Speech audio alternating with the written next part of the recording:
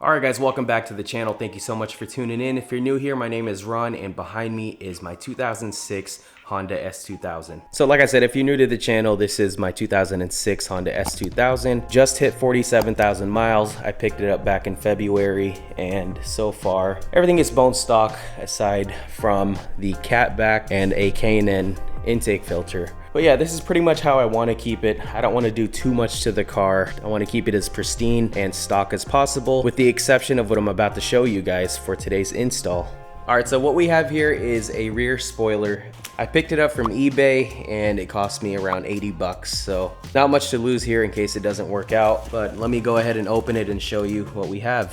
Alright guys, so this is it right here. This is the OEM style rear spoiler for the Honda S2000, and the color is Silverstone to match the car. And honestly you guys, for 80 bucks, it seems pretty perfect. And just to give you an idea, I called a local shop to ask how much it would be to paint a front lip, and they quoted me $450. So for $80 and paint matched, I think this is a good deal. It's pretty lightweight, has some holes on the bottom. I don't know if that's, for optional, but it did come with some double-sided tape. It should be plenty for holding on to the trunk, assuming that you lay it on there the correct way. And I'll show you guys how to do that here in a second. So as far as paint matching, it should be near perfect since it is the same paint code, and that is exactly what I'm seeing. So let's just lay it on here real quick to show you guys what it's supposed to look like.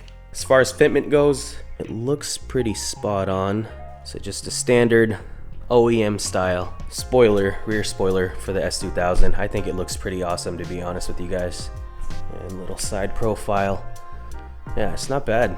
So install should be a breeze. The most important thing is to prepare the surface, which I'll show you exactly what I'm gonna do to ensure that this thing doesn't fly off. All right, so the first thing I'm gonna do is use some of this tack from Car Supply's warehouse. And what this is just some isopropyl alcohol pre-mixed with some water. It works great and I've used it several times. This is some good stuff. I'll link it in the description if you guys are interested. They also have one that's called Slip. So that's for when you're installing paint protection. You spray that on the body of the car and then you squeegee it out and it works flawlessly. So this is the tack version. First thing I'm gonna do is to just flip this thing over, and then I'm just gonna spray a little bit of this stuff on the microfiber to wipe this off to get as much oils and stuff like that off of the rear spoiler.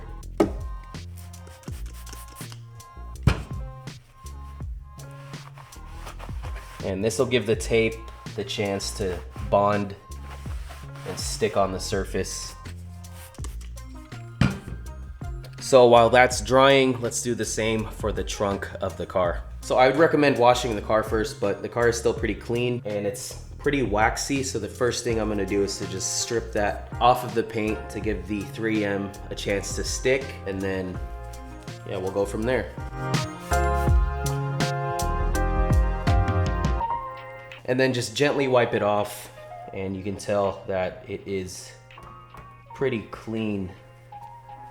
All right, so that's what I mean by prepping the surface. So now that we're done with this, we'll go to the next step. All right, so the next thing to do is we're just gonna be sticking some double-sided tape along the edges right here. So right where this lip is and just all around the spoiler itself. And then I might add a few right here in the middle just to be extra sure. And also the company included some double-sided tape with the kit, but I have a little bit of 3M double-sided tape. This is intended for paint, and so it should be a very high bonding tape. I'm gonna go ahead and use a little bit of this in the center parts of the spoiler just to be extra sure, but this should be plenty for the outside. I just don't really trust it fully, and so that's why we have this as well. So with that said, let's go ahead and get started.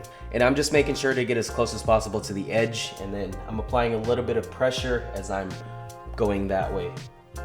All right, so if you guys can see right here, I basically went all the way to the edge of each side, and then I'll do the same for the bottom part, and then put 2 little strips right in the center of it. That way, it'll make it easy for us to peel off while it's on the car. All right, let me show you guys what I got here. So, like I said, 2 long strips of tape on the top and the bottom sections, and then on the edge, I have 2 smaller ones just to complete the edges. So again, don't forget to put some pressure on this thing to get it to stick. And now I'm gonna add some of this along the center here. And so if you see here, I just added 8 pieces along the center of it. This should be more than enough, but like I said, I wanted to be safe and just be extra sure that it'll stick on there. All right, so I don't want to spend too much time trying to line this thing up, otherwise it's gonna come out like crap. So the only thing I'm gonna make sure is that both edges, this edge matches the other side, and that should be good enough for me, honestly. Make sure it doesn't go all the way back to where it's sticking out like this. So just a little bit of common sense, and you should have a perfectly installed rear spoiler. So again, putting it on here just to get a good idea of where I want it, and that's pretty close with the other side, and it looks even. All right, so now that we got a general idea of where we're gonna stick this thing on, let's go ahead and start peeling off the back. For as far as the center goes, I'm just gonna peel these off all the way since I can't really get to them after I place it down. So I'm just gonna have to work quickly here. All right, so I got the center double-sided tape all peeled off. And if you've ever installed anything with double-sided tape, you wanna make sure that you peel back a little bit so that you have a tab to pull off when you're sticking it on there. All right, so like I said, I peeled back a little bit off of the edges, just like that. So what I'm gonna do is make sure that I have enough of this tab right here on all sides so that I can simply rip it off when I have the placement correct. Let's go ahead and slap this thing on. Don't overthink it.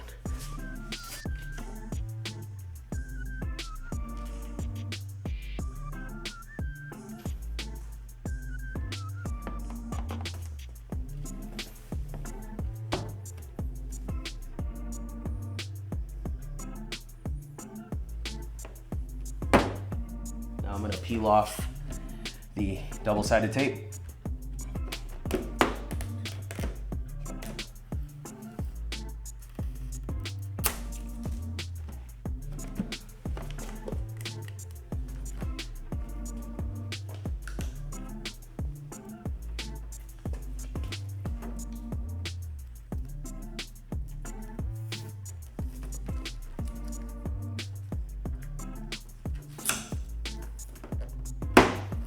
All right guys, so there we have it.